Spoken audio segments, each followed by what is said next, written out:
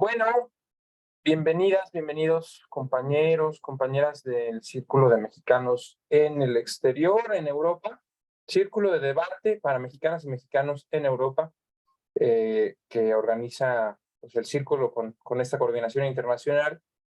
Eh, pues estamos dándole seguimiento, estamos continuando los trabajos de este ciclo que organizamos en conjunto sobre la política en medios de comunicación y redes sociales. Hemos hablado de diferentes temas que van desde lo cualitativo hasta lo cuantitativo, que pasan por diferentes fenómenos. Y el día de hoy nos acompaña Víctor Aramburu. Él es profesor universitario y conductor en medios públicos. Entonces, pues tiene una experiencia también en el asunto de la disputa por las verdades, los significados, los significantes desde la trinchera de lo público, obviamente en esta 4T, ¿no?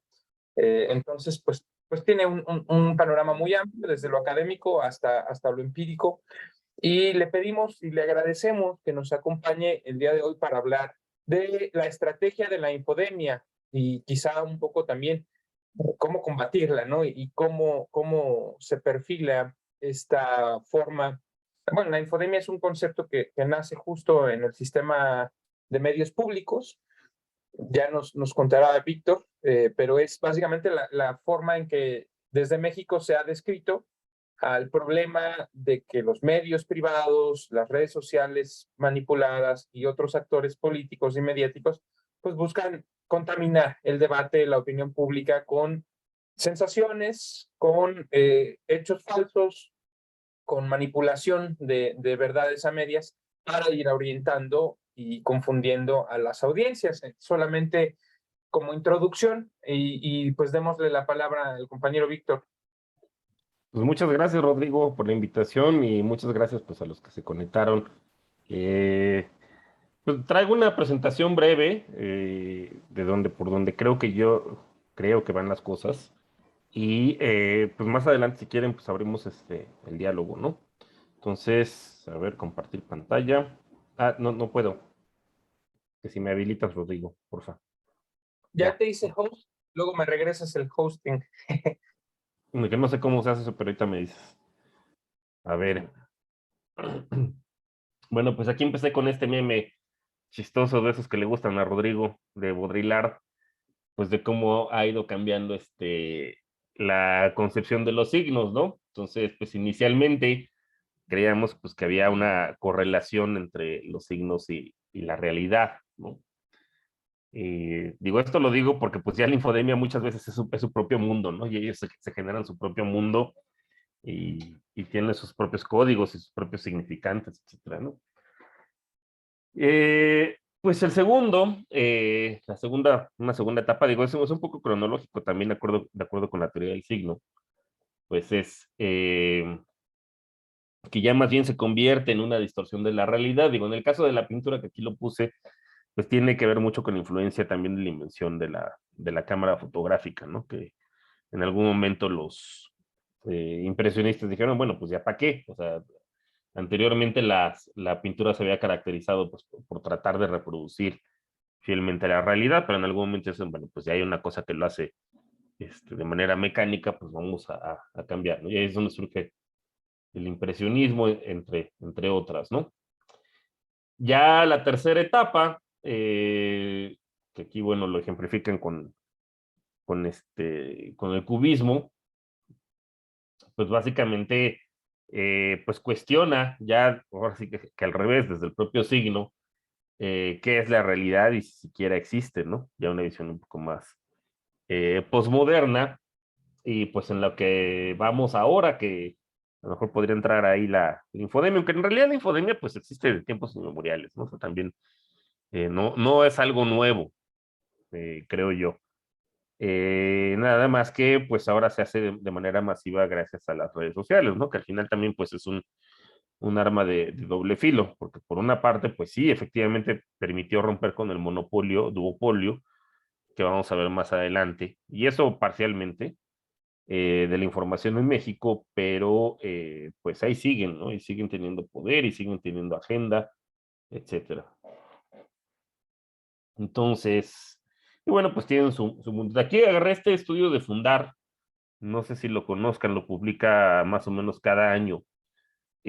Fundar y artículo 19, que también, digo, eso es algo que vamos a ver un poco más adelante, también a estos, utilizaron una palabra que me gustó la vez pasada para traducir el término think tanks, que no era precisamente tanque, ¿no? Sino otra cosa. Pero bueno, pues son, o particularmente Fundar, creo que es de esas organizaciones de la sociedad civil que pues sí tiene una agenda, digamos, un poco más decente y más transparente respecto a lo que hacen. Hay otras que no, ¿no? Como decía eh, Fabricio Mejía, y también lo reprodujo por ahí el presidente en alguna mañanera, que hay ciertas organizaciones de la sociedad civil que cuando te dicen sociedad civil, pues más bien son panistas disfrazados, ¿no? Entonces, bueno, pues aquí podemos irnos dando una idea, pues, por qué están tan enojados, ¿no? Que este es un estudio que hizo, les digo, Fundar, pues, el gasto en comunicación social, el primer año, el segundo año y el tercer año de Andrés Manuel López Obrador en comparación con el de Peña Nieto. Y pues vemos aquí que es menos de una quinta parte. O sea, básicamente el chayote, ¿no? No sé si alguien tenga una idea más o menos de cómo funcionaba el chayote antes en México, la censura en general, porque tenemos esta idea de que la censura pues es como el caso Aristegui. Pues en realidad eso es como los más extremos, ¿no? O la desaparición de periodistas. Pero, pues bueno, en los años 80, pues existía esta fábrica Pipsa, ¿no? Que tenía el monopolio de la compra en el exterior del papel periódico y era una paraestatal. Entonces, pues si tú publicabas algo en contra del gobierno, básicamente, pues Pipsa o te subía el precio o ya no te lo vendía. Y entonces, pues a ver cómo le haces para publicar, ¿no? Y pues al buen entendedor, pocas palabras. Si le seguían, pues era subirle un poco más de nivel. Entonces, la Unión Nacional de Voceadores, que formaba parte de la CTM, dice, pues a ver quién te lo vende, ¿no? Y un poco también viene de ahí el pleito del Reforma con la Unión Nacional de Voceadores. Dicen ellos que es porque el Reforma es que quería publicar los 365 días del año y la Unión Nacional de Voceadores pues no trabaja los poquísimos días que hay, ¿no? O sea, que por ley, que si Navidad, Año Nuevo, el Día del Trabajo, etcétera, ¿no? Y entonces por eso que hasta la fecha todavía vemos uno que otro voceador del Reforma por ahí. Supuestamente esa es la razón, creo que más bien va por otro lado, ¿no? Pero pues a proceso en su momento se le aplicaron, pues es bueno, pues, ok, si conseguiste papel por otro lado, pues a ver quién te la vende, porque no la vamos a vender en los puestos de periódico ni la van a vender los voceadores. Si aún así tampoco entendías, pues era retirarte la publicidad oficial. Y pues muchos de los medios de información en México en realidad sus principales fuentes de ingreso eran, o incluso en algunos casos todavía son, pues la publicidad oficial, porque realmente por sí mismos nunca han sido rentables. O tienen otro tipo de publicaciones más amarillistas, más morbosas, paralelas, que son las que en realidad venden, ¿no? Por el interior por medio de subsidios cruzados. Es el caso de lo que pasa con el Reforma y el Metro, en realidad el que tiene más tirajes el Metro, pues lo que pasa entre el Universal y el Gráfico, que el Gráfico pues se vende mucho más. De hecho, pues hasta la fecha tengo entendido que el periódico de mayor circulación en México es la prensa y también estos los soles, ¿no? Cuyo contenido no es precisamente de mucha calidad. Pero bueno, pues aquí es lo que les digo, aquí se pueden ir dando una idea, pues cómo se ha reducido sustancialmente el gasto en comunicación social. Es el chayote. Les digo, la otra, es otra forma de autocensura, que López Portillo lo decía muy bien, pues yo no pago para que me peguen. Entonces, pues esta es la estrategia, ¿no? Más que reprimir, que sí lo hacían, pero lo hacen, digamos, cuando ya de plano todas las estrategias previas no funcionaron, pues recurren a la censura ya directa, ¿no? Como a lo mejor pudo haber sido el caso de Aristegui o incluso pues a la desaparición de periodistas, pero todo, antes de eso hay muchos mecanismos, incluyendo pues en particular. Entonces, ahora lo vemos aquí, ¿quiénes son los que más gastan? Esto es actualmente con el presidente López Obrador. No ha variado mucho. en términos de qué instituciones. En algunos casos sí, pero en general no. Quien más gasta, pues es el IMSS. En segundo lugar, la Secretaría de Gobernación. Pronósticos, Lotería Nacional, FONACOT, el ISSSTE, SEDENA, Comisión Federal de Electricidad, CEMAR y Secretaría de Hacienda y Crédito Público. Y bueno, pues hay otras 127 instituciones que juntan alrededor de una quinta parte del gasto en comunicación social. Pero pues en general estas son las dependencias y entidades que más presupuesto ejercen. ¿Y quiénes se van? Que es lo que les digo que aquí sí no, los dos primeros no han cambiado realmente mucho. O sea, Televisa sigue recibiendo dinero. De 2019 a 2021, pues casi 1,000 millones de pesos. En el caso de TV Azteca, pues casi 900 millones, ¿no? De pesos, 848. Y aquí es donde ya empieza a cambiar.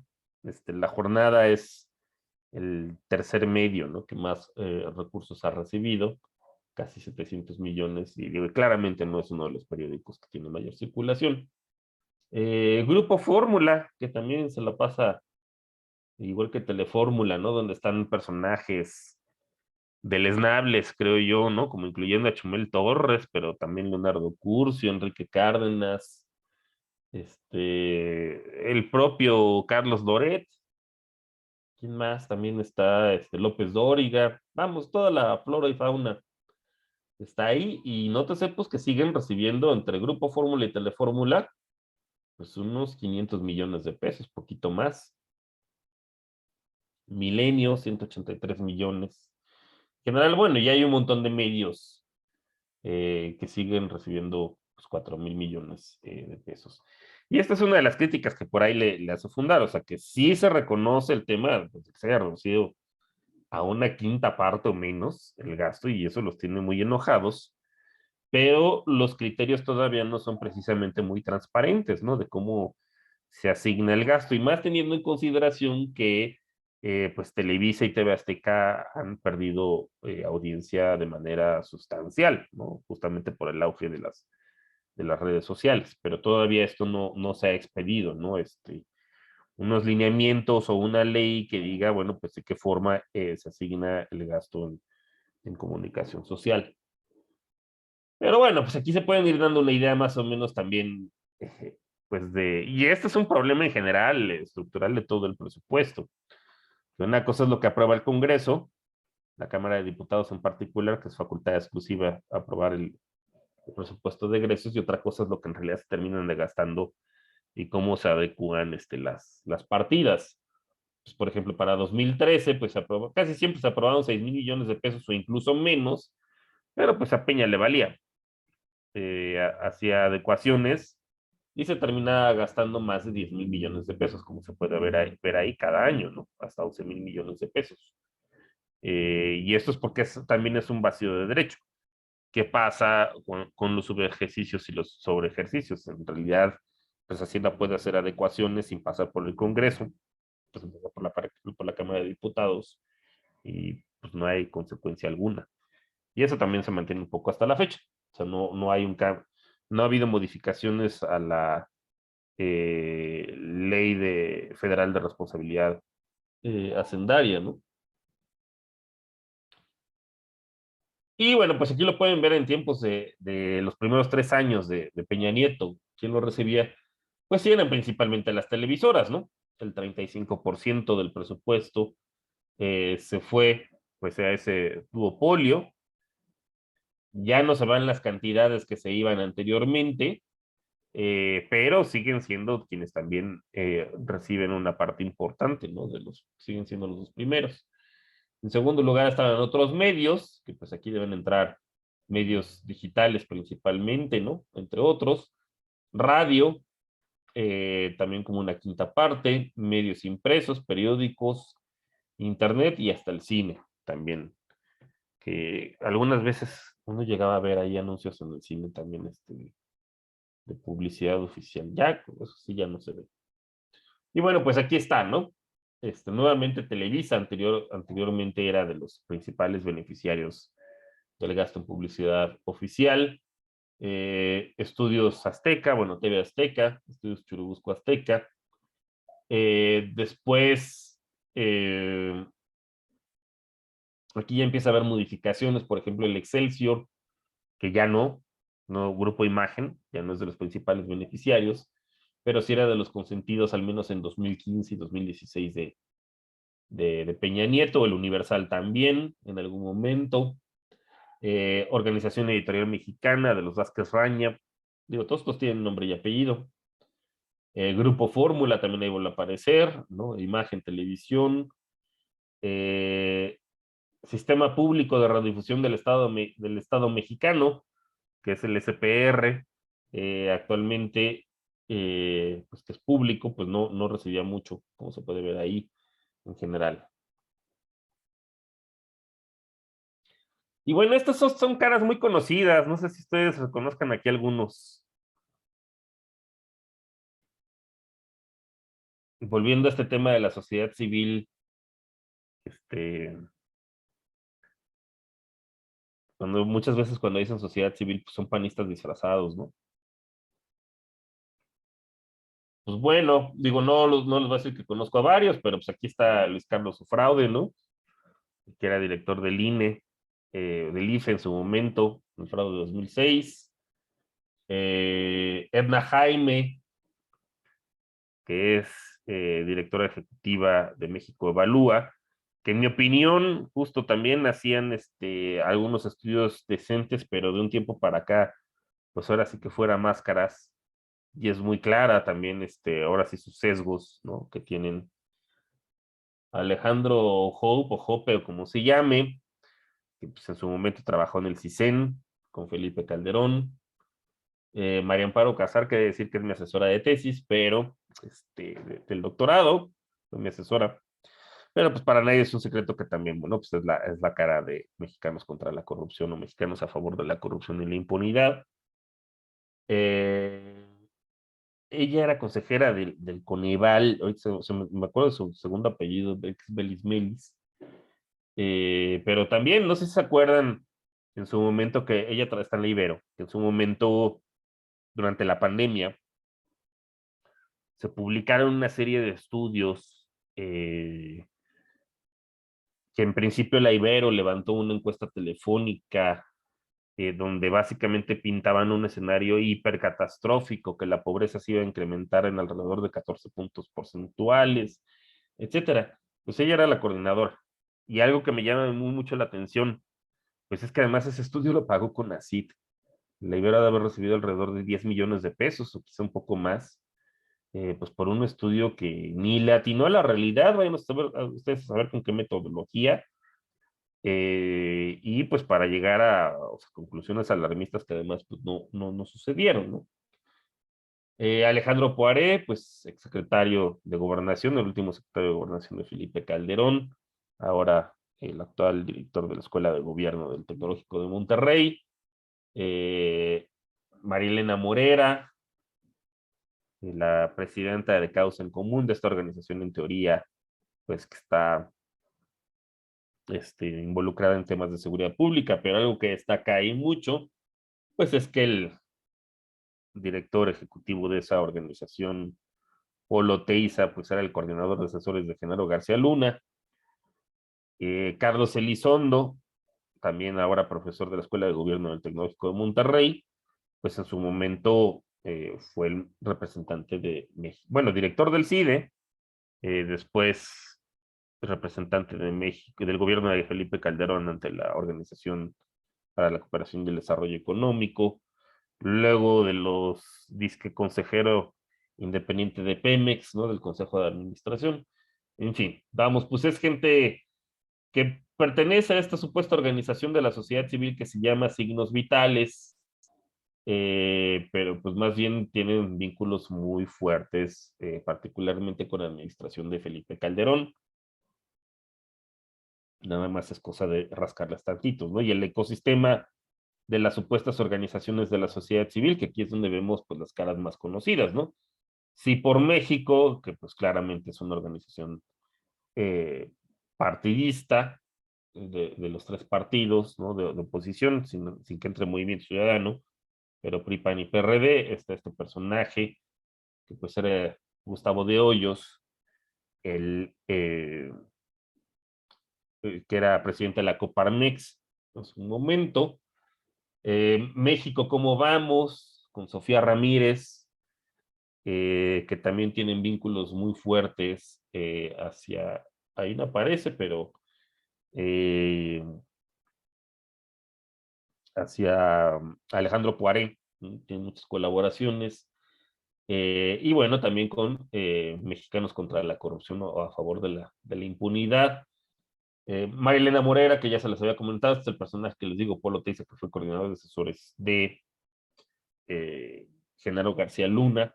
Entonces, todas estas organizaciones pues ya saben también todo el tema, ¿no? Que pues se acabaron los apoyos, ¿no? Ustedes lo pueden consultar en la cuenta pública, y era un negociazo, ¿no? También, porque por una parte,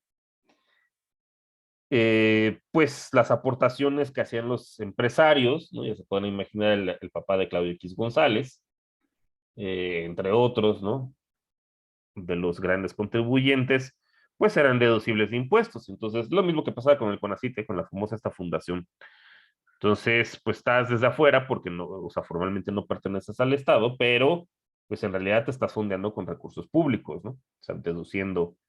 Y como el Estado no te puede fiscalizar, pues te puedes poner además los sueldazos que quieras. Recuerdo ahí el caso, sobre todo de Claudio, de María Amparo, pues que tienen sueldos como de 300,000 pesos, ¿no? Literalmente con cargo al erario. Eso por una parte.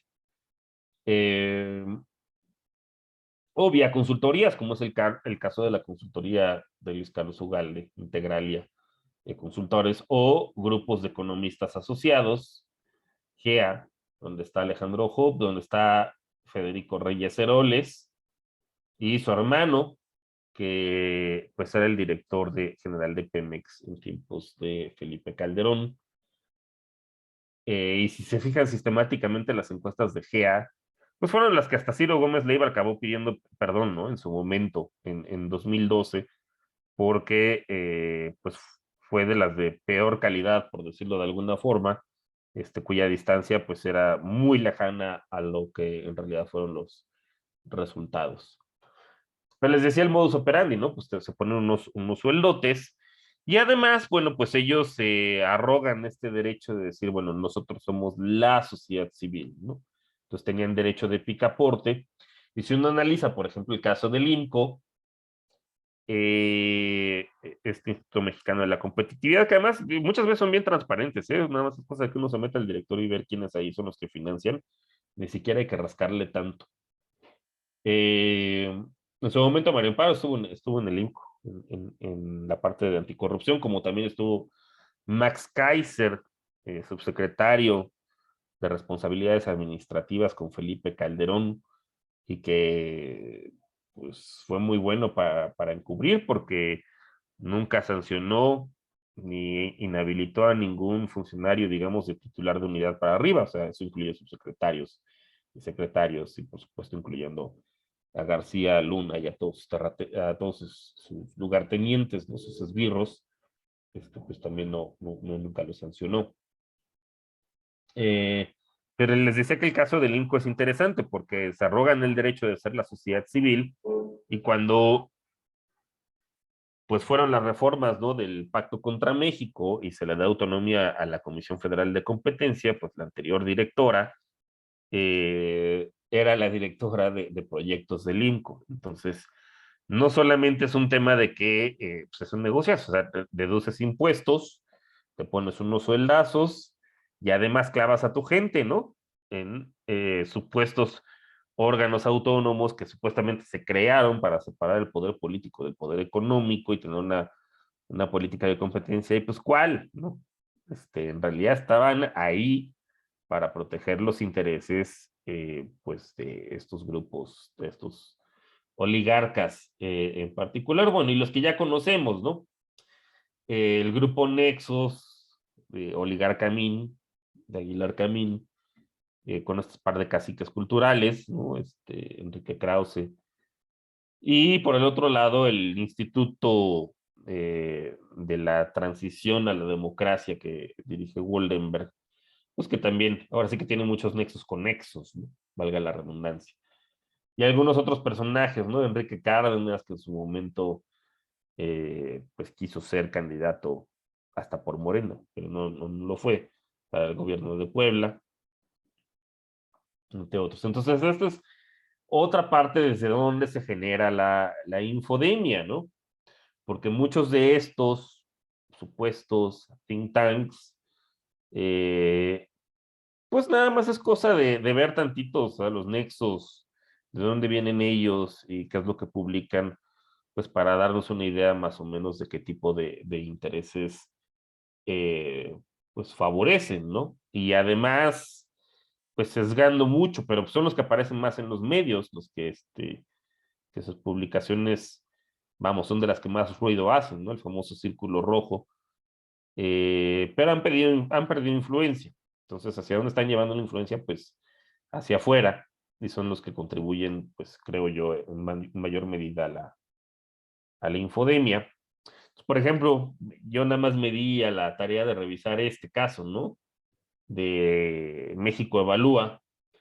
Y entonces aquí, por ejemplo, si uno lo lee, dice, para 2023 se solicitaron 1.17 billones de pesos de financiamiento para la federación, un aumento de 22%, 102 mil millones de pesos, más que en 2022, 82%, más que en 2018. Por su parte, el techo de la deuda global se estima en 1.29 billones. Entonces, aquí lo que están dando a entender es que el gobierno para 2023 se va a endeudar para financiar el gasto público, pero en ningún lugar están diciendo que esto se debe o a qué se va a destinar este techo de endeudamiento, que sobre todo pues para pagar el costo financiero de la deuda que dejaron tanto Calderón como Peña Nieto. O sea que en realidad estos recursos no se van a utilizar para financiar gasto público, sino que pues en la actual coyuntura en la cual pues hay altas tasas inflacionarias a nivel internacional y los bancos centrales están subiendo las tasas de interés a nivel internacional, pues es lógico que pues esto transmine a cualquiera que tenga una deuda, o sea, las tasas de interés pues se van a incrementar. Y eso le pasa pues también al gobierno mexicano, con la deuda tanto interna como exterior que ya pues contratamos en las secciones anteriores y pues que ni modo, ¿no? Pues ya es un compromiso. Pero en realidad, o sea, que se está endeudando el gobierno mexicano para pagar la deuda de los gobiernos anteriores, pero no necesariamente para financiar el gasto público. De hecho, la estrategia de mantener déficit cero se mantiene. Y eso es algo que ellos no dicen aquí.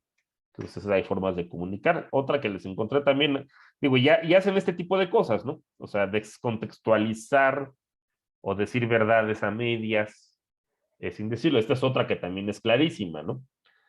También de México Evalúa, que dicen, bueno, pues que el gasto para las instancias militares se ha incrementado y pintan como si el gasto para las instancias civiles, la Fiscalía General de la República, hace rato que lo estaban comentando, la Secretaría de Seguridad y Protección Ciudadana, el Fortamun, que es una parte que se va para fortalecer las policías municipales. Y notas aquí que lo están quitando de la Guardia Nacional. ¿Por qué? Porque pues, se les pegó la gana, ¿no? O sea, ese presupuesto que se destina a la Guardia Nacional, ellos decidieron que debe contabilizarse como si fuera militar.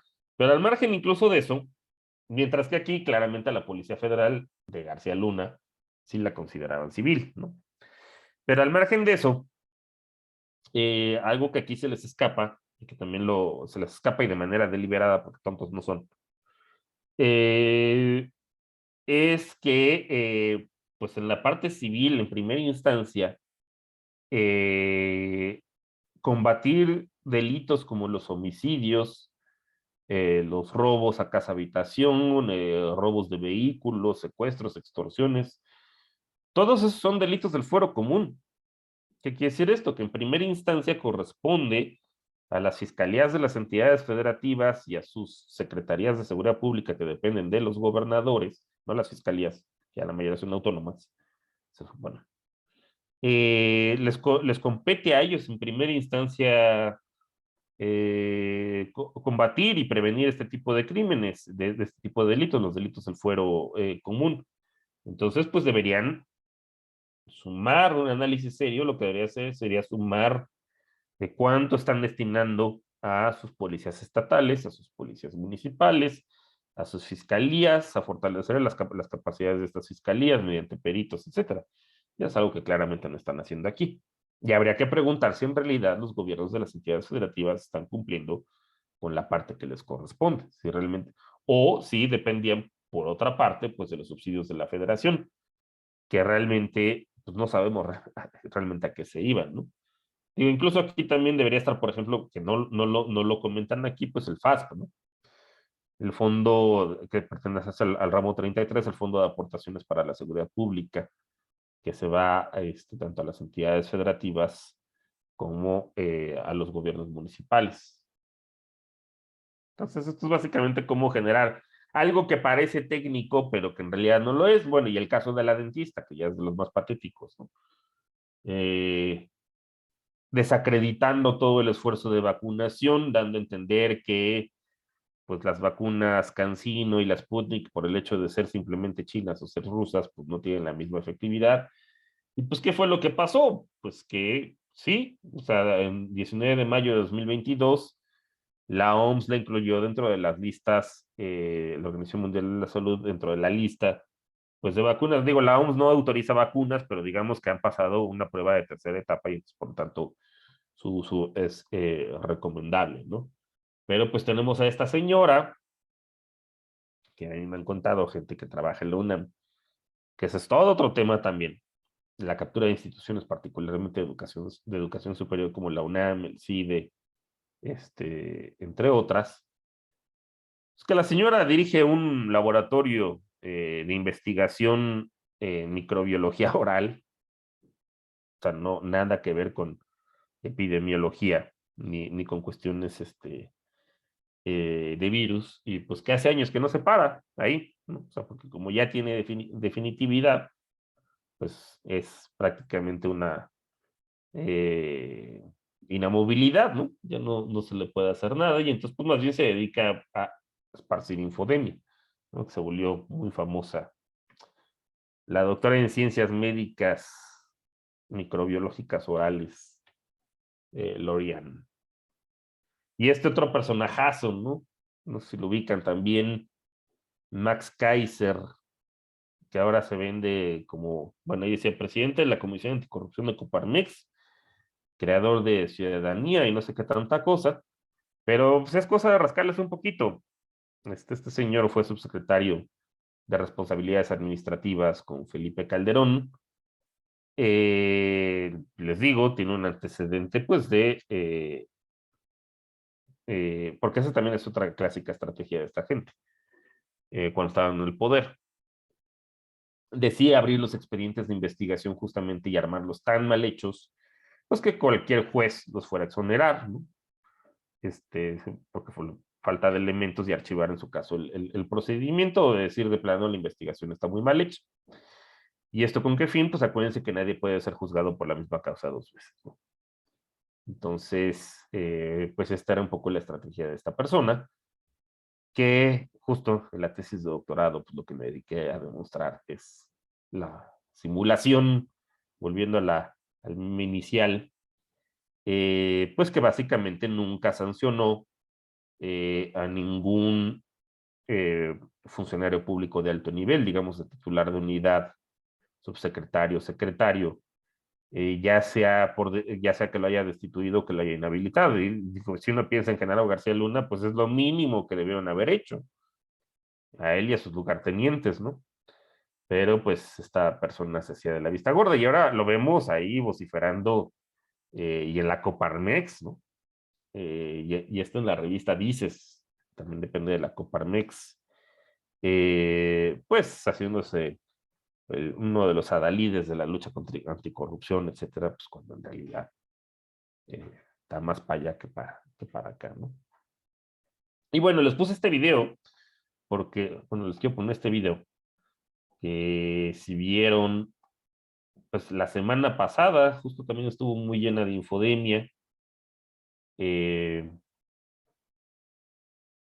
con Héctor de Mauleón falsificando unos documentos que se los adjudicaba alguna fuente ahí de la embajada de Estados Unidos. Después el embajador lo desmintió, además con un inglés que claramente no lo utilizaría alguien cuyo idioma natal sea el inglés. Eso por una parte. Y bueno, y Penny Lane, ¿no? Penny Fake,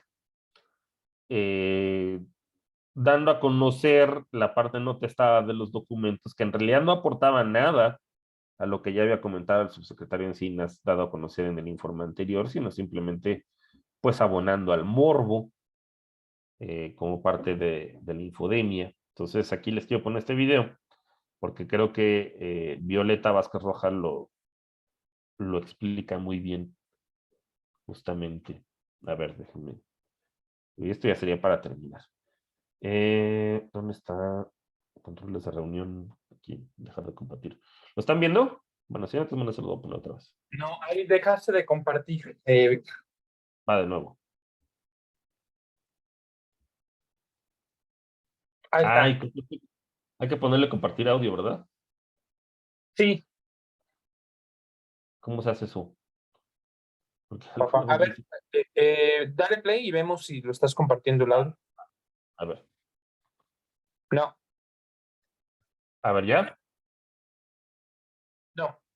¿No? Papá. A ver, quita tu compartir Ajá. y cuando le des otra vez, debe en algún punto de la pestañita darte la opción de compartir audio.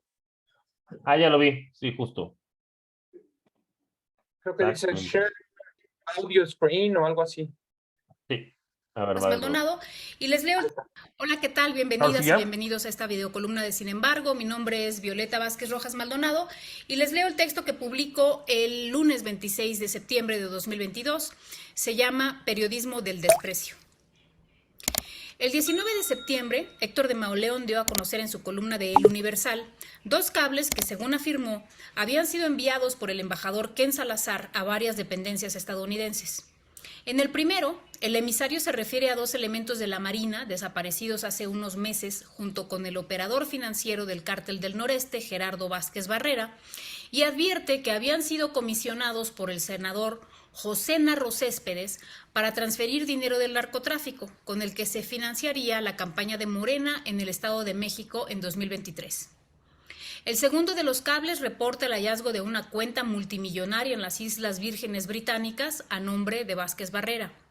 Según el documento, desde esta cuenta se habían transferido unos $7 millones a la cuenta de Humberto Villarreal Santiago, hijo de Américo Villarreal, gobernador electo de Tamaulipas.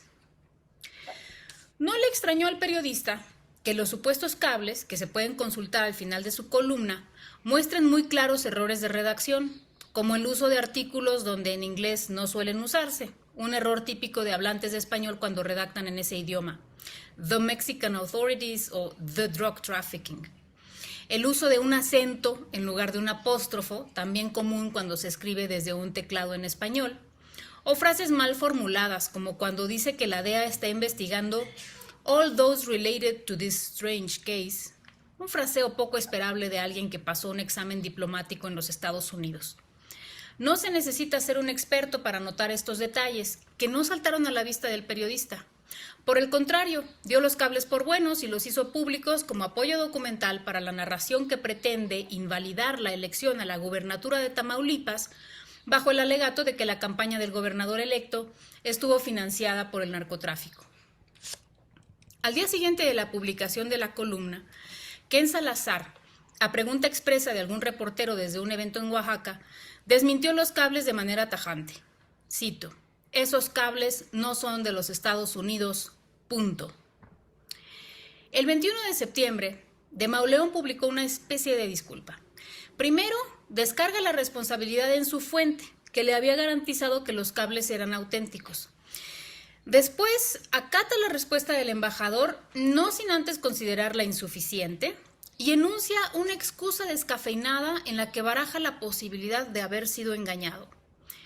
Lo cito: frente a la postura del embajador, expresada no a través de un documento oficial, sino de una monosilábica declaración de banqueta, no me queda sino disculparme con los lectores y con los personajes que aparecen en los documentos que publiqué en esta columna, el senador José Narro Céspedes y el gobernador electo de Tamaulipas, Américo Villarreal Anaya.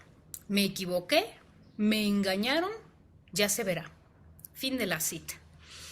No solamente la disculpa omite la aceptación de la responsabilidad del periodista, sino que corona su deslinde insistiendo en la versión de que la campaña de Morena estuvo financiada por el narcotráfico.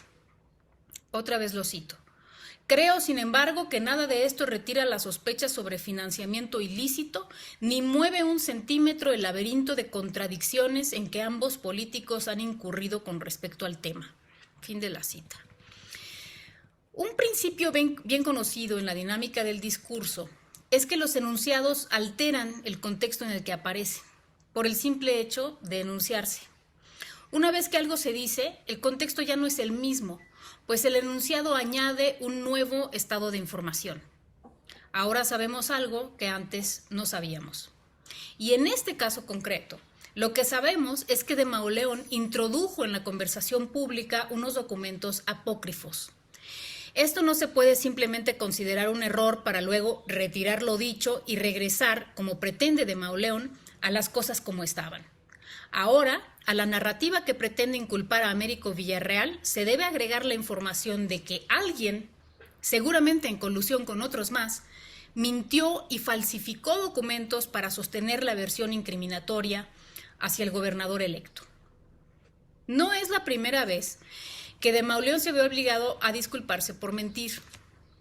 En 2017 publicó un texto titulado Las amenazas vinieron de Morena, donde relata las conexiones que encontró la Policía Cibernética de la Ciudad de México entre varias cuentas de Twitter que lo habían amenazado. Las conexiones llevan a la cuenta de José Castrejón Aguilar, cito, militante de Morena desde el 7 de septiembre de 2012, según se lee en la página del partido, dice de Mauleón. Con esa información le bastó al periodista para incriminar a todo un partido político en una serie de amenazas contra él y otros periodistas a las que les dedicó 3 columnas. Finalmente, después de que le señalaran que José Castrejón no figuraba en el padrón de militantes de Morena, el periodista publicó un texto titulado @Sliden, donde en el antepenúltimo párrafo expresa parcamente, cito, ofrezco una disculpa sincera a Morena, sus dirigentes y sus militantes por haber publicado el dato erróneo de que Castrejón aparecía en la página oficial como miembro del partido y sugerir, por tanto, que las amenazas venían de Morena. Fin de la cita. Obsérvese con atención el verbo sugerir, tan diferente de afirmar, que fue lo que hizo el periodista desde el título de su texto. De todos modos, aun cuando se haya retirado la base de sus aceleradas conclusiones, el periodista encuentra otras razones para creerlas con fe inquebrantable. Dice, al revisar la investigación queda claro, sin embargo, que personas que criticaron al líder de ese partido recibieron amenazas. Estos 2 casos no son los únicos en los que de Mauleón ha revelado su falta de solvencia ética. También recordemos que fue uno de los principales promotores de la versión conocida como la verdad histórica, manufacturada por la Procuraduría General de la República de Jesús Murillo Caram, y que ahora sale a la luz a raíz de la investigación comandada por Alejandro Encinas como una operación de ocultamiento de los hechos atroces de Ayotzinapa. Hoy, 26 de septiembre, es el 8º aniversario de la desaparición de los estudiantes de la Normal Isidro Burgos. El sábado 24, un día muy conveniente para la estridencia noticiosa, pues se está por varias horas a salvo de ser desmentido o cuestionado desde la conferencia matutina del presidente, la periodista Penilei Ramírez dio a conocer en el diario Reforma extractos de la versión no testada del informe sobre Ayotzinapa que hace unas semanas hizo público el subsecretario Encinas. La versión sin testar había sido entregada, según Encinas, a la Fiscalía General de la República. En la nota de Ramírez se dan a conocer detalles estremecedores sobre el destino de los estudiantes, mismos que la Comisión para la Verdad y el Acceso a la Justicia, COVAJ, se había cuidado de omitir de la versión pública del documento, no para proteger a los responsables, sino para no dañar la sensibilidad de los padres y para no entorpecer las investigaciones con las que se busca llevar a los criminales ante la justicia. Al contrario que en el caso de Mauleón, el documento filtrado por Ramírez no es apócrifo, sino por el contrario, es dolorosamente verdadero. Tampoco es un documento que no se conociera. Se hizo público y se presentó en una conferencia de prensa el 18 de agosto. Nadie había reclamado que se revelara la información testada porque cualquier persona sensata entiende que se trata de una investigación en curso y que darla a conocer puede obstruir el proceso judicial, que ya de por sí nada contracorriente y tiene que lidiar, entre otras cosas, con la aparente negligencia de la Fiscalía y las órdenes de un juez que en fechas recientes absolvió al exedil José Luis Abarca y liberó a 24 imputados. No es lo mismo revelar información que las autoridades tratan de ocultar para que el público no la tome en cuenta, que revelar información que las autoridades están usando en ese momento para proceder penalmente contra los responsables de uno de los capítulos más inhumanos de nuestra historia reciente. Aunque la periodista está en su derecho de publicar los documentos que le filtran, siempre está en la posición de elegir y de ponderar los beneficios de sus actos de cara al daño que puedan causar. En este caso, el beneficio de la revelación completa no es mayor que el perjuicio de revictimizar a los padres y de obstruir sus demandas de justicia. Hay algo en común entre las notas aquí comentadas de Mauleón y Ramírez, más allá del engaño de parte de uno o la falta de sensibilidad de parte de la otra. Lo que los une es el profundo desprecio que manifiestan por sus audiencias, amparados por el poder desde donde les llegan las filtraciones, porque recordemos que los documentos auténticos o apócrifos provienen de alguna instancia de ese poder al que se jactan de incomodar. Estos periodistas piensan que sus lectores olvidarán con facilidad su más reciente mentira o que aceptarán pasivamente la excusa de transparencia con la que entorpecen una investigación penal en curso. Se trata, a fin de cuentas, de un menosprecio por la inteligencia de las personas y una falta de respeto por el oficio que dicen ejercer. Muchas gracias.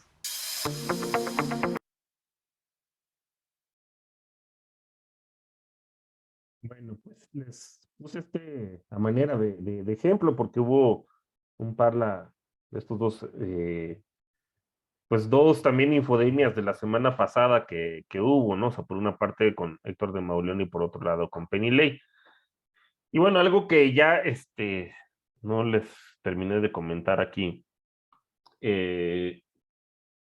pues es también hay que pensar finalmente a qué tipo de intereses responden, ¿no? O sea, por ejemplo, en el caso de Lori Ann, pues es muy probable que ahí sea una coalición de intereses, porque al final pues hay gente que está atrás de ellos. Digo, aquí pues es muy claro que es Claudio X González, pero les decía pues hay que ver el directorio del INCO, pues para ver quiénes son los que realmente están pagando, ¿no?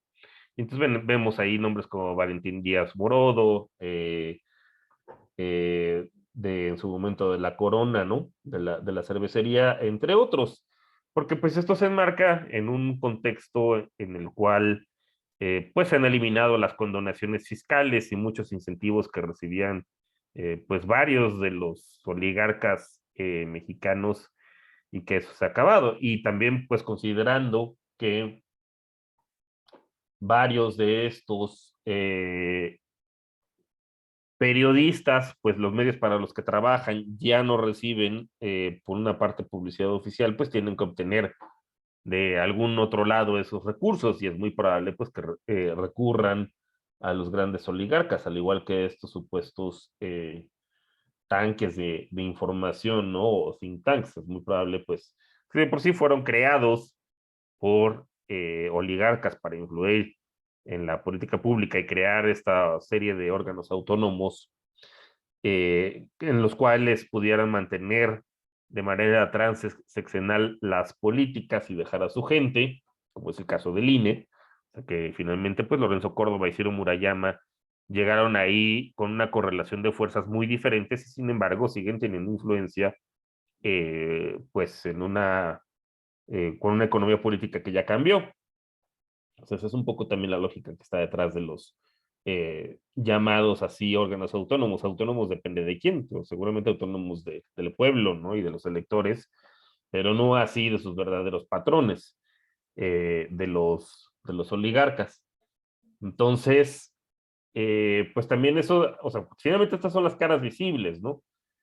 Pero quienes están atrás, pues es gente que se ha habido, creo yo, perjudicada o que han cambiado, ¿no? El tipo de favores que anteriormente recibían vía incentivos y vía condonaciones fiscales y pagando lo mínimo que pudieran de impuestos sobre la renta, pues ahora están teniendo que pagar más o con el etiquetado claro, entre otro tipo de políticas, pues que finalmente están afectando los incrementos al salario mínimo, que finalmente están afectando pues las tasas de utilidad que tenían anteriormente, que ya no son las mismas, ¿no? Y el tipo de monopolios que tienen. Y pues utilizan diversas estrategias, ¿no?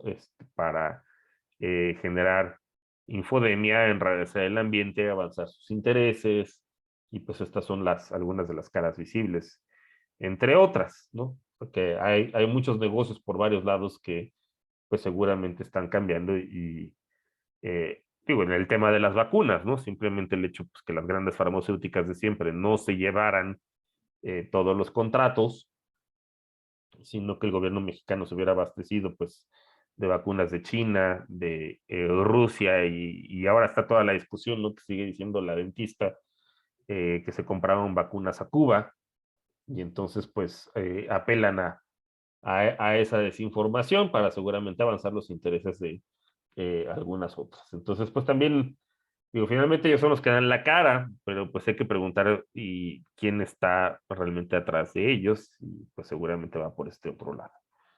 Ahí lo dejaría, Rodrigo. No sé si comencemos alguna discusión o cómo está la cosa. Sí, justo ahora sigue que te cuestionemos a ti.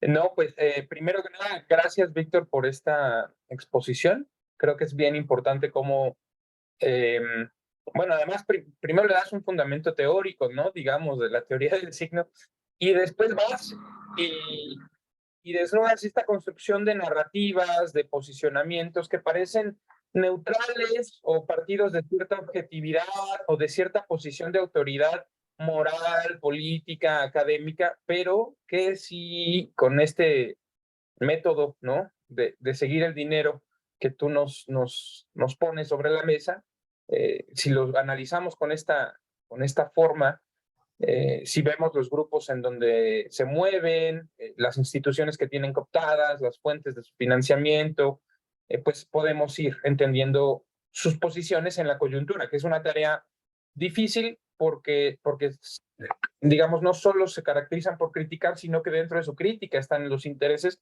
y requiere de un proceso dialéctico, crítico, no menor, ¿no? Entonces agradecemos mucho esta contribución, ¿no? Que se suma a las contribuciones que han hecho los compañeros y las compañeras invitadas al ciclo sobre política en medios de comunicación y redes sociales. Y bueno, quisiera saber si alguien suelen tener preguntas y participaciones muy interesantes, entonces, pues compañeros, compañeras, ya saben que levantando la mano podemos ir ordenando las intervenciones.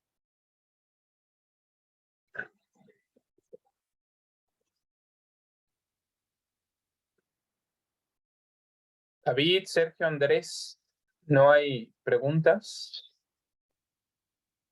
Ahí está David, Sergio ya va también. Son un poco tímidos al inicio. Adelante, compañero David.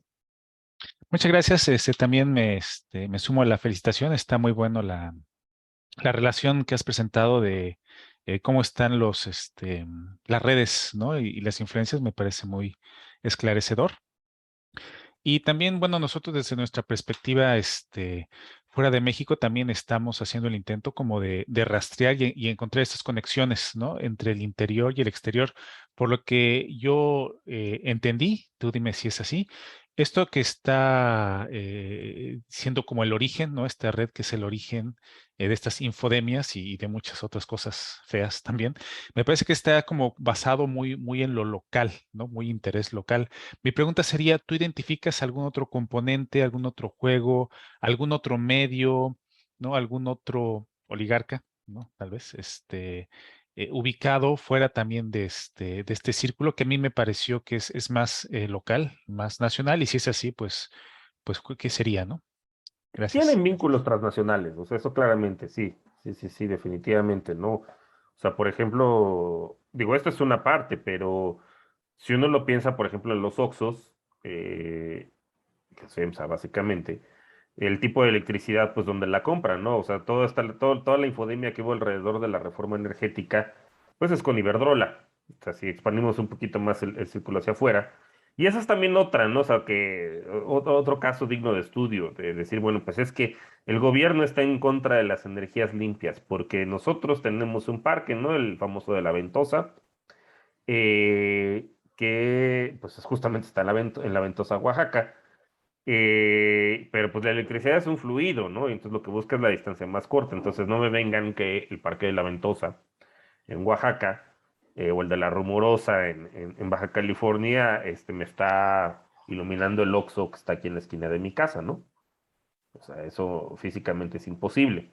Y entonces, ¿qué es lo que crean? Pues estas ficciones legales como las sociedades de autobasto. En realidad, esos parques están iluminando probablemente pues lugares aledañas, ya sea Baja California a, o a Oaxaca, pero claramente no aquí. Y entonces cuando uno ve cómo venden el discurso, pues resulta que tienen sociedades de autobasto hasta con 77,000 asociados, que pues eso incluye a muchos Walmarts, incluye a muchos Oxxos, que claramente no están siendo iluminados, pues, o no están siendo abastecidos con electricidad generada por estos parques. Pero estos parques sí están utilizando, en cambio, la infraestructura de CFE, que no tiene un costo cero. O sea, vamos, darle mantenimiento a las líneas de alta tensión, a las líneas de distribución, pues claramente, o sea, a los transformadores, etcétera, eso sí tiene un costo, pero pues parte de las ficciones legales que se crearon en la reforma energética, pues es creer que no, que, que el costo de transmisión y distribución es estrictamente cero, y que bueno, pues estos parques eólicos son los que están abasteciendo. Y pues no, en realidad lo que están haciendo es prender la caldera de Iberdrola, que funciona con ciclo combinado y con gas, que esa es otra cosa, ¿no? También donde lo vemos, pues el gas está clasificado, háganme el favor, como energía limpia por encima de las hidroeléctricas. Y eso no, bueno, no sé si tengan una idea más o menos de cómo se paga, ¿no? En las subastas de energía eléctrica, que entra primero, el famoso orden de despacho, entra primero la energía nuclear, porque pues esa básicamente no se puede parar, ¿no? Sigue generando electricidad. Y después entran por costos, por el costo marginal, entran las eólicas y las solares, pues por cuyo costo variable en este caso es cero, ¿no? O sea, finalmente ya encontraron una forma de privatizar al sol y de privatizar al viento, pues el costo del insumo tiende a cero, ¿no? O sea, es bajísimo, pero evidentemente pues nadie invertiría pues, si te pagan un costo cero. Nadie pondría generadores eléctricos ni nadie pondría celdas fotovoltaicas. Y entonces entra después, en vez de que entre la energía hidroeléctrica, entra primero gas. Y entonces a estas personas se les paga, o sea, a los dueños tanto de generadores eólicos como de generadores solares, se les paga a precio de gas. No se les, que ahorita lo verán en la coyuntura en la que estamos, pues es mucho más alto a que si se les pagara a precio de hidroeléctrica. Entonces, pues ahí literalmente el diablo está en los detalles, ¿no? Entonces, sí, claramente tienen vínculos con las gaseras de Texas. Pues esos son porque la mayor parte del gas que se importa para México, para la generación de energía eléctrica, viene de Texas. Entonces, sí tienen esos vínculos, ¿no? Iberdrola con las gaseras de Texas en Estados Unidos. Y bueno, pues hay que ver también, o sea, cómo ha penetrado el capital transnacional. También todos los ataques que se han hecho, por ejemplo, en contra del CONACYT, pues es muy probable que vengan patrocinados por Monsanto y Bayer, ¿no? Que pues tienen básicamente un monopolio o oligopolio en la venta de los paquetes tecnológicos, que anteriormente recibían también muchos subsidios, ¿no? Para los productores del campo. Entonces sí, si uno le rasca, claramente hay vínculos entre el capital nacional con el capital internacional en varias arenas. Por ahí está también Sergio, ¿no? Sí, gracias, Víctor, por la exposición muy interesante. ¿Cómo te fue con Amparo Casar en el doctorado? Bien, curiosamente como persona, buena onda. Sí, Uno los pero conoce. luego esas cuestiones pueden ser delicadas, ¿no? Aquí, por ejemplo, en Francia, muchas veces uno hasta se tiene que autocensurar para no buscarle tres pies al gato, sobre todo a la hora en pleno examen, ¿no? Que te vaya a salir alguien con cosas. No, Pero curiosamente no, en su momento, no, como, de hecho, más bien, al revés, en Nexus, yo después ya me encontré que alguien muy cercano a Mexicanos contra la Corrupción, me copió la metodología y básicamente hice lo mismo para tiempos de Peña Nieto y sí le dije, oye, si quieres, cítame, ¿no? Pues digo, a mí me sirve y, siquiera que me reconozcan esa parte. No, o sea, como que, es que mira, al final, son casos tan notorios, particularmente los de alto nivel, y pues digo, son tan poquitos que se dan a conocer. Más bien el tema, pues es ahora sí que todos los en medio, ¿no? Todos los intermedios. Pero sí, en ese sentido, digo, obviamente ya tiene varios años que no nos hablamos, ¿no? Pero pero no, en su momento no tuve broncas. fíjate, yo le estaba comentando el otro día a algunos compañeros que aquí en Francia hay un instituto de investigaciones dedicado a América Latina. Durante mucho tiempo el presidente iba y venía a México, ya falleció, pero iba y venía a México porque lo financiaba el PRI. Entonces hacía como que criticaba, ¿no? Pero en realidad era súper priista, ¿no? Y de hecho, cuando llega Peña Nieto al poder, a los pocos meses, pum, así casi de la nada, el Colegio de México con Sciences Po y el Instituto de América Latina hacen un coloquio aquí sobre México, ¿no? Con la crema innata de los investigadores. Y hace unas semanas, un amigo me dijo, oye, ya viste que salió una convocatoria para un número especial de la revista del Instituto de América Latina sobre México. Va a ser la primera vez desde hace mucho tiempo porque los mexicanistas prácticamente ya no existen en Francia, ¿no? Son raros. Y el número lo coordina Ilan Bisberg del Colegio de México. Cuando uno lee la convocatoria, es más sesgado no puede. Así. Y uno dice, si con este criterio van a elegir los artículos que van a aparecer en el número de la revista, pues te imaginas, o sea, ya de antemano sabes que todo el número va a ser contra la 4T. Así de grueso, pues. Y vemos, bueno, a mí lo que me muestra es de que hay diferentes niveles donde están medrando, ¿no? Pero que sus alcances son impresionantes, porque ahí Center es otro ejemplo. vas a tener un número de una revista que tiene prestigio, todo lo que tú quieras, en francés, dirigido a público francés que no conoce bien cómo sea la cosa, y todo va a ser contra la 4T. O sea, está cañón. Está cañón. Sí, como institutos, ¿no? También del Wilson Center también traen esa onda. que también tenían vínculos muy, muy fuertes y pues también se les acabó el subsidio, ¿no? Y se andan muy enojados también.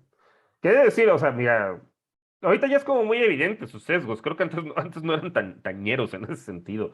Pero, por ejemplo, lo que publicaba México Evalúa o lo que publicaba también el Wilson Center, pues era incluso en algunos casos hasta político. Pero como que de un tiempo para acá que justamente se acabó el subsidio, entonces ahora sí es golpeteo, ¿no? Muy sutil, como estos que pasan acá, o muy disfrazado, pero ya muy patente, ¿no? También por otra parte, paradójicamente. Yo la crítica que tendría, no hacia ti, sino hacia el gobierno de México, es que yo creo que no le están dando la importancia suficiente y están respondiendo, están reaccionando, ¿no? De repente reaccionan e intentan responder, pero no están previendo y no están organizando una respuesta sistemática ni en México ni en el extranjero. O sea, por ese lado, por ejemplo, la embajada, cuando de repente sale alguna nota totalmente tendenciosa, porque tienen también aquí a sus mercenarios del periodismo, nadie dice nada. No, nadie, contrario a como sucede con que los embajadores o cónsules de otros países reaccionan cuando hay alguna cosa que no les parece, aquí pasa como si nada, ¿no? Entonces, y en México, yo también, o sea, tengo la impresión de que la respuesta desde las mañaneras no siempre está lo suficientemente construida, reforzada, etcétera. Pero en fin, esa es mi impresión. Nuevamente, gracias. No, al contrario, gracias. Estaba Enrique también, y antes de eso, leer una pregunta de Sergio Valdés que la escribió. ¿Podemos entender que se seguirá permitiendo el fondeo a medios masivos desde fuentes extranjeras? Eso pregunta Sergio, y quizá sería bueno que Enrique planteara su pregunta para que contestaras las dos. Sí, gracias. ¿Se me escucha? Sí. Sí. Gracias. Pues gracias por la presentación, Víctor. Mi pregunta es en el sentido de conocer un poco más, quizás tú tengas elementos, sobre los esfuerzos de desarrollo de nuevos medios críticos, de izquierdas, comprometidos con el proceso de transformación en México. Es notorio el monto que se está destinando de comunicación social a la jornada, por ejemplo. Yo supongo que nunca tuvo algo ni mínimamente parecido, ¿no? Y es claro que hay una política de respaldo a este medio. Y sería muy interesante saber, pues, qué está haciendo la jornada a partir de todos estos ingresos, ¿no? Para desarrollar los medios que tienen. Pero más allá de la jornada, pues hay en nuestro visor, digamos, medios nuevos que están basados en YouTube y otros recursos de comunicación de redes sociales, pero se perciben como medios de comunicación pues incipientes, con pequeños grupos de colaboradores, con 2, 3 presentadores, y quizás pues eso en el mediano plazo requiere una evolución y un crecimiento, y se requiere pues infraestructura y profesionalización y, en fin, creo yo que ahí tenemos un saldo deficitario y bueno, quizás tú puedas tener una idea mejor de los esfuerzos que hay en ese sentido. Lo mismo desde el gobierno, con los medios públicos, que desde el ámbito pues, más militante de unos comunicadores, comunicadoras comprometidos con el proceso. Pues mira, respondiendo, porque sí están un poco ligadas, ¿no? La pregunta que hizo Sergio Valdés, de si se podemos entender que seguirá permitiendo el fondeo a medios masivos desde fuentes extranjeras. Yo de hecho más bien pensaría que incluso a veces es al revés. O sea, hay un problema, ¿no? O sea, de crisis del periodismo a nivel internacional. O sea, el New York Times pues tenía ese problema, que ya no son rentables, ¿no? O sea, en términos pues, del tiraje, eh, pues incluso muchas veces hasta también por el tema de la publicidad, ¿no? Vamos, es una tendencia a nivel internacional, no solamente de medios por la irrupción de las redes sociales. Entonces, pues ahí vemos que Slim, por ejemplo, pues compró una parte del New York Times. En su momento, como estrategia, yo creo para golpear al gobierno de Peña Nieto, en su momento. Sobre todo, pues ante la reforma de telecomunicaciones que tendió a favorecer más a Televisa y a TV Azteca en detrimento de los negocios de Slim, y pues se fue vía el New York Times en su momento. O sea, no quiere decir que necesariamente siempre estén alineados, ¿no? con la derecha, ¿no? Pues, digo, siempre van a defender sus intereses y sus tasas de ganancia, ¿no? Como buenos capitalistas, independientemente del tipo de gobierno que sea. Entonces, yo lo veo difícil, más bien que alguna fuente extranjera quiera financiar en México, que tienen intereses, sí, ¿no? Y van a financiar y se van a aliar con los que tienen aquí localmente, ¿no? Como en el caso de que comentábamos de las gaseras tejanas, ¿no? Que ese está su interés, que no pasara la reforma energética, porque pues, negocia su vender gas, lo mismo que Iberdrola. O sea, y lo mismo que el país el país de España es muy casi que transparente, ¿no? Es el tipo de intereses que defiende y está totalmente alineado a los intereses de las empresas españolas, ¿no? Particularmente, y de Prisa también, entre otras. Y en el caso de México, pues ahí andamos haciendo la luchita. Como comentó Rodrigo, pues acerca de los medios públicos. Sí, efectivamente, yo tengo un programa que se transmite los martes a las 10 de la noche aquí por Capital 21, y bueno, también queda en YouTube y queda en Facebook. Honestamente creo que lo ve más la gente por YouTube y lo ve más por Facebook, lo ve más por Twitter de lo que en realidad lo ven en la tele como tal. Pero bueno, pues hay gente que sí lo ve, curiosamente, pero gente de mayor edad, ¿no? Digamos que amigos de mi papá y etcétera, son los que sí lo ven, mis vecinos. En la tele. ¿Sí? Sí, unos vecinos también de aquí arriba, pero son más grandes, ¿no? Gente como de 50 y más, quienes sí lo ven. Y también, bueno, pues ahí tengo un espacio de vez en cuando con Vicente Serrano, que también me llama la atención, que también lo ve gente grande en YouTube. Me dice una amiga, oye, mandan un saludo a mi mamá porque pues te vi ahí, no sabía que salías. Ah, pues sí, ahí le mando, ¿no? O sea, justamente a veces ya tienen más alcance de lo que uno pensaría, estos medios, pues alternativos y así, contrahegemónicos, si le queremos llevar paradójicamente, pues desde el sistema público, que es lo que hemos tratado, pues también de hacer. Ahí le ha tocado a Rodrigo ir, ¿no? Hicimos uno de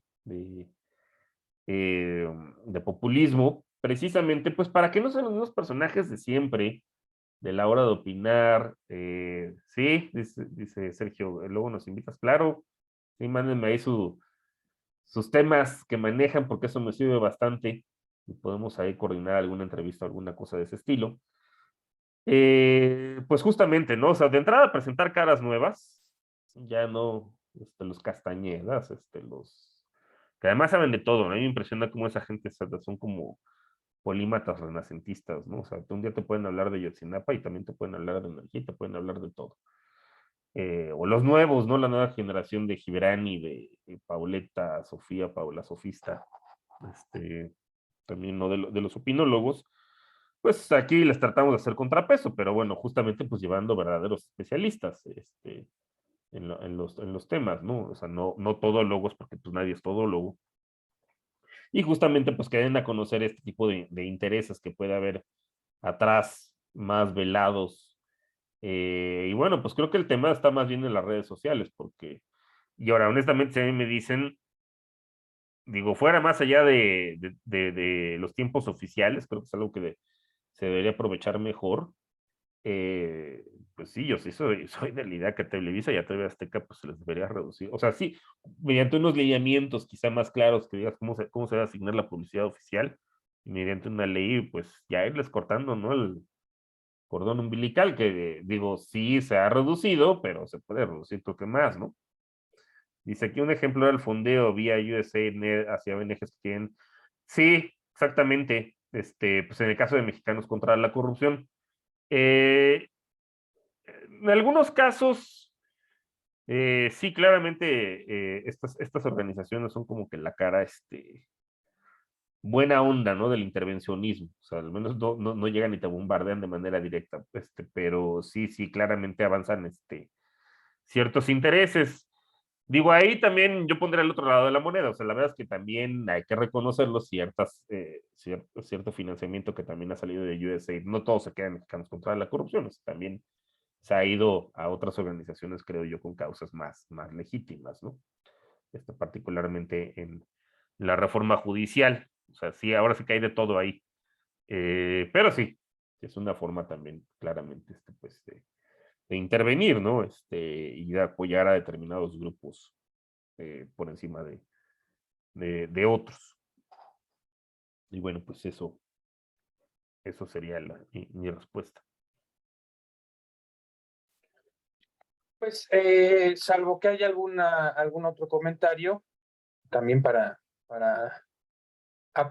no abusar del tiempo de Víctor, que de hecho cumple con una agenda muy ocupada todos los días. Ahorita voy a dar clase a las 3. Me toca dar clase a las 3.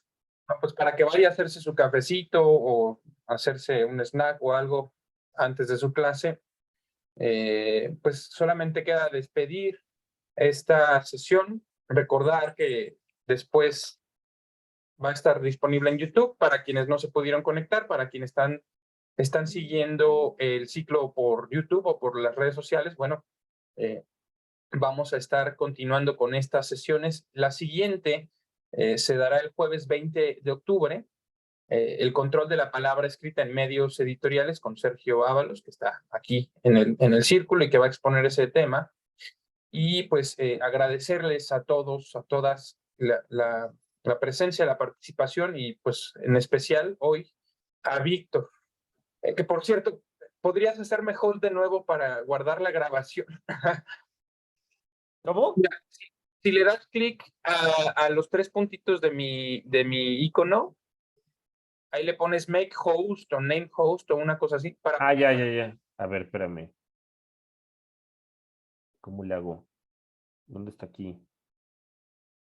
En mi casilla le das los 3 puntitos. Pero es que tengo así como que grandote.